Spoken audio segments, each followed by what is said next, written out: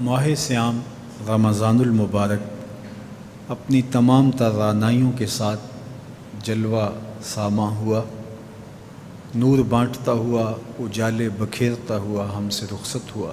اللہ جل شانہ نے اس ماہ منور میں ہمیں جن توفیقات سے مالا مال کیا، نیکی، تقوی اور دیگر امور خیر کی سعادت ہمارا مقسوم ہوئی، تو ہم اللہ کی بارگاہ میں یہ دعا کریں کہ ماہ سیام گزرنے کے بعد بھی وہ اعمال خیر ہماری زندگی کا حصہ رہیں۔ کہیں ایسا نہ ہو کہ جو محنت سے، فاقہ کشی سے، راتوں کے قیام سے، غد بصر سے اور دیگر اعمال خیر سے ہم نے برکات پائیں، وہ ماہ سیام کے گزرنے کے بعد ہم گواہ بیٹھیں۔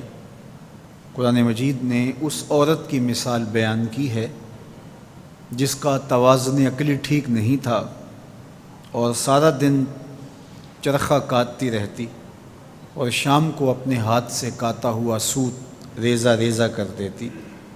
فرمایا تم اس عورت کی طرح نہ ہو جانا، اپنی محنت کو ضائع ہونے سے بچانے کی آرزو اور تمنا یہ ہمارے سینے میں موجود ہونی چاہیے۔ تو ہر وقت یہ دھڑکا، یہ ڈر، یہ فکر لگی رہے کہ میں جو خیر کی راہ پہ ہوں وہ مجھے میسر رہے، وہ مجھے نصیب رہے۔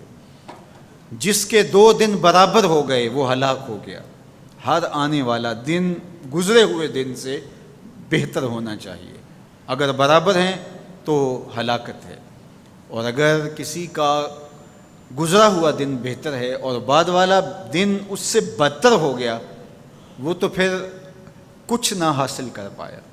تو رمضان المبارک کے اندر ہمیں جو برکات حاصل ہوئیں، ہمیں جو نور ملا، ہمیں جو اجالے حاصل ہوئے، ہم اپنا محاسبہ کریں کہ کیا وہ ہمیں اب بھی میسر ہیں، یا یہ کہ آج ہم دوبارہ اسی زندگی کی طرف پلٹ کے آگے ہیں۔ ماہ سیام میں جس زندگی کا نور ہمیں نصیب ہوا تھا، جو روشنیاں ملی تھی، ہم بالکل ان کو کھو چکے ہیں، اور 29 شعبان کو ہم جہاں کھڑے تھے، 1 شوال کو بھی ہم وہیں کھڑے ہیں۔ تو پھر یہ بات سوچنے کی ہے۔ کوئی شخص کسی ڈاکٹر کے پاس جا کے علاج معالجہ کرواتا ہے اور وہ 1 مہینے یا 2 مہینہ تک اس کو دوا دیتا ہے، اور دوا کے بعد وہ کہتا ہے اب دوائی تم چھوڑ دو اس لیے کہ تم صحت یاب ہو چکے ہو۔ تو دوائی چھوڑنے کے بعد پھر دوبارہ وہ مرض لوٹ آتا ہے، عود کر آتا ہے، تو پھر اس کا مطلب یہ ہے کہ اس کو شفا نہیں ملی، اور پھر ڈاکٹر اس کو کہے کہ نہیں چلو 1 ماہ پھر دوائی لے لو، اور 1 ماہ دوائی استعمال کرنے کے بعد پھر دوبارہ وہ وہیں کھڑا ہوتا ہے، اور تیسرے ماہ، چوتھے ماہ، تو پھر وہ دوائی کارگر تو نہ ہوئی کہ جب تک دوائی آپ لیتے رہے تب تک تو بہتری رہی، اور جب دوائی چھوڑ دی تو پھر وہیں کے وہیں رہے۔ تو رمضان المبارک گویا ہمارے لیے اللہ کی رحمتوں کا ایک ماہ خاص ہے، اور اس میں ہم اپنے باطن کی تہذیب اور اندر کی بیماریوں کا علاج کرتے ہیں۔ اور جب ہم یہ 1 مہینے کا کورس کر چکے ہوں تو ہم اپنے آپ کو دیکھیں کہ ہم کہاں کھڑے ہیں۔ ہمیں کوئی فائدہ ہوا ہے فاقے کاٹنے سے، بھوک کاٹنے سے، راتوں کو قیام کرنے سے، اعتکاف میں وقت گزارنے سے؟ اور اگر کچھ بھی نہیں، جہاں ہم تھے وہیں ہم کھڑے ہیں، تو پھر ہمیں سوچنا چاہیے کہ ہم نے صحیح طرح سے دوا نہیں لی، یا پھر دوا ٹھیک نہیں تھی، اور یہ دوا بالکل ٹھیک ہے۔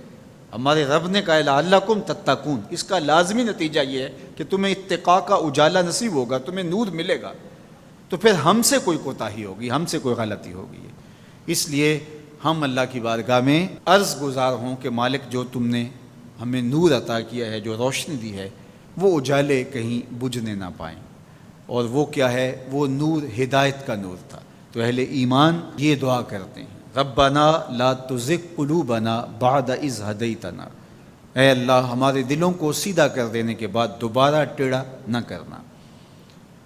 وَهَبْ لَنَا مِن لَّدُنْكَ رَحْمَةً، اور اپنی جناب سے ہمیں مزید رحمتیں عطا کرنا۔